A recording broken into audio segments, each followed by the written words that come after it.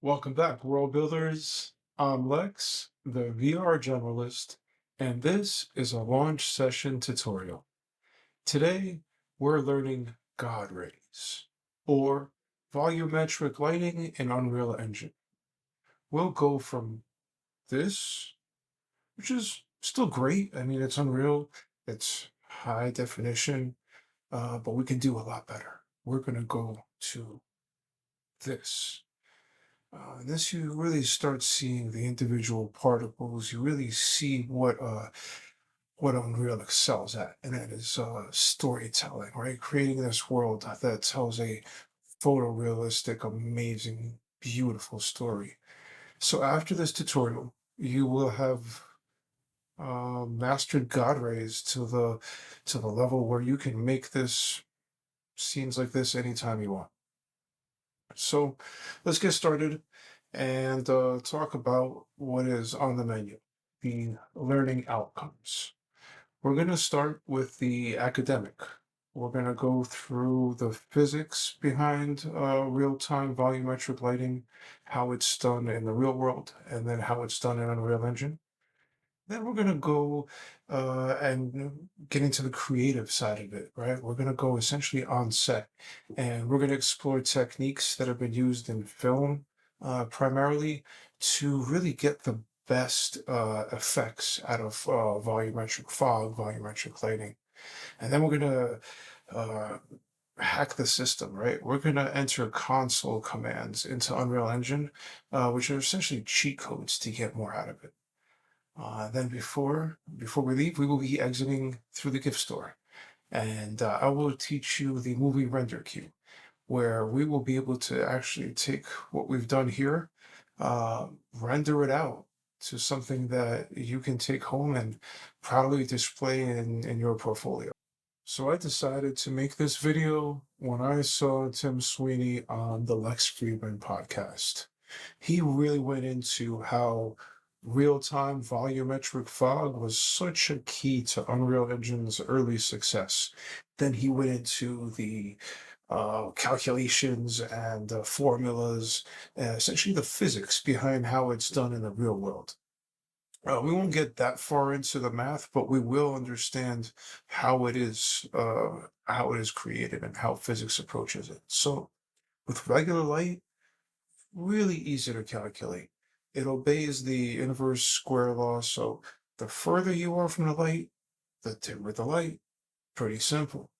But volumetric light, to get that really beautiful interplay of lights and fog, that really magical kind of element, that's calculated completely differently. So with that, light is going through fog, and you're accumulating more and more light with each particle that's illuminating. So what you're seeing is a combination of illuminated particles. And that's essentially the physics behind what we're about to get into.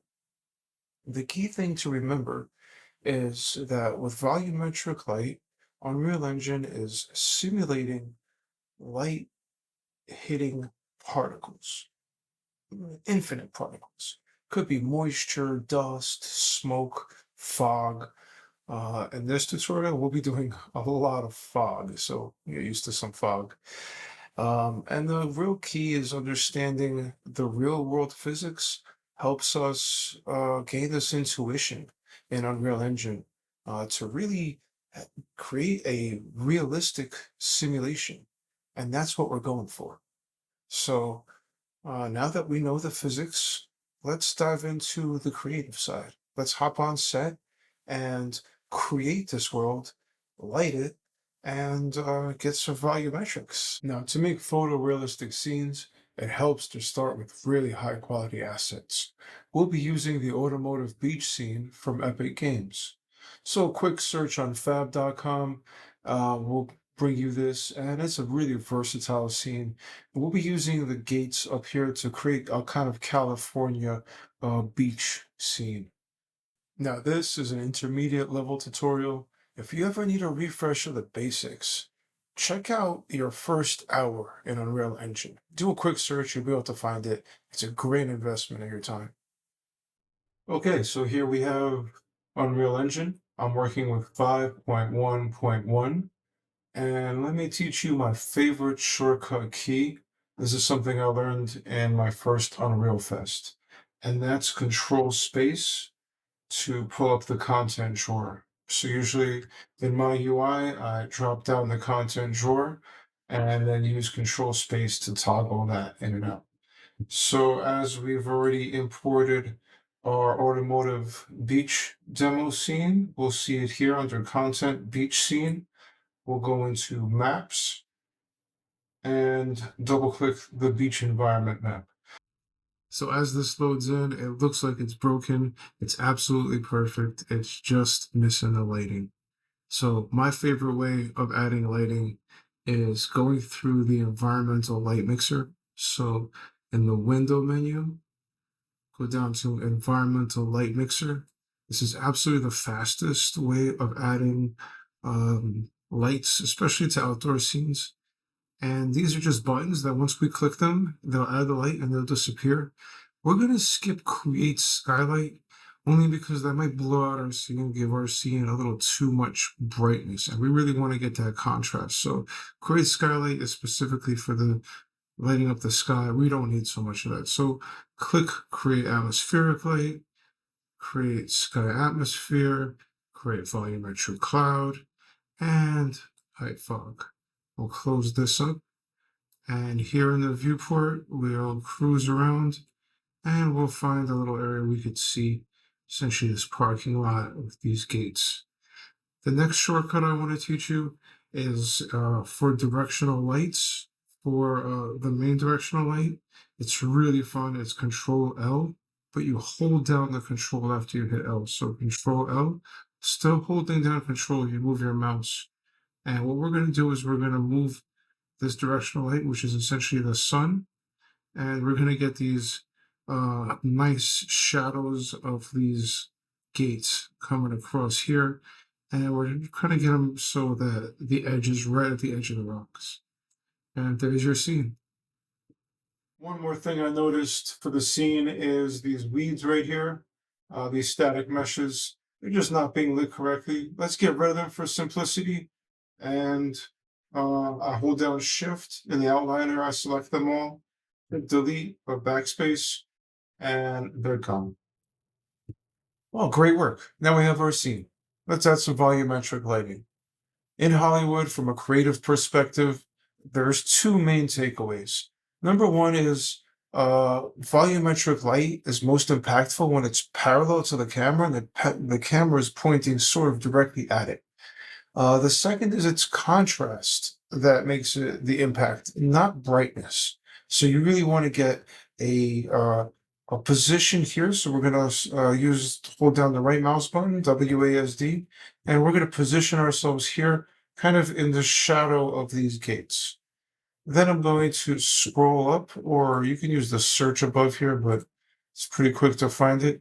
And we're going to click on exponential height fog.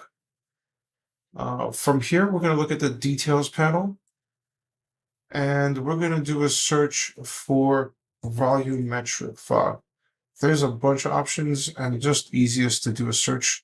And we're going to click that, and there we have our galleries. If we close out of that search for volumetric, we'll see fog density here, and we can get some really cool effects, and the height fall off. Density is obviously thickness. Fall off is how close it is, sticks to the ground. The great thing about Unreal's default setting is they're the most photorealistic, so we'll use these curved arrows to reset the defaults. But go ahead, have some fun with it. Outstanding. Now follow along with me and we'll learn some console commands. This is a lot easier than it looks, than it sounds. They're usually down here at the bottom, but my favorite keyboard shortcut is Alt tilde. That brings them up. The first command I'm going to teach you, and you just basically enter it here. You could type, or in my case, I'm going to paste, is r.volumetricfog.grid pixel size. So if you just hit this command, hit enter, it will tell you the current grid pixel size. This is essentially the accuracy of the fog, how precise it is. We want to bring that precision up, so make the pixel size smaller. So right now it's at 8. I'm going to go to 4. And the only other one I'm really going to teach you today is r.volumetric fog dot grid size z, which is the height, essentially precision. And we're going to bring that up to down to 128. There's a whole bunch of console commands. We can go into this for days and days and get more and more precision and more uh, juice out of Unreal Engine. But these two are the key ones that I want you to remember for this tutorial. Oh, this looks spectacular. Great work. This is just volume metrics at its finest. So now let's create a cinematic that we can share with the rest of the world. I also want to try this G key to go into game mode and clean up your RUI here, so we don't have as many of these gizmos and indicators. Much nicer. Now for this cinematic, we're going to want to have a sequence, essentially have the camera moving around. The easiest way of doing that is going right up here and clicking add level sequence. And we'll keep all the defaults, drop it into the content root, no problem. This will open up the sequencer. This is where we'll make essentially the animation of our camera moving through. Now let's take a minute to set up our editor. Start off with the working range. These numbers are way too small. We're talking frames here at 30 frames a second. We're going to bring this up to 900. That gives us 30. This is the working range. That's 30 seconds. And to make life easier for us, we're going to make this the view range 1000. So we don't have to pan back and forth. We see the entire timeline in one shot. And the last thing is we're going to take this handle, this right one, and we're going to drag this out to 900. That's the sequence length. And that's setting up our sequencer editor. We're going to be creating a camera fly-through, and Unreal makes it incredibly easy for us. So right here, there's an add camera button. This creates a new camera and puts us essentially in the pilot seat or the driver's seat. So let's go ahead and click that. And bam, there it is. There's our new camera.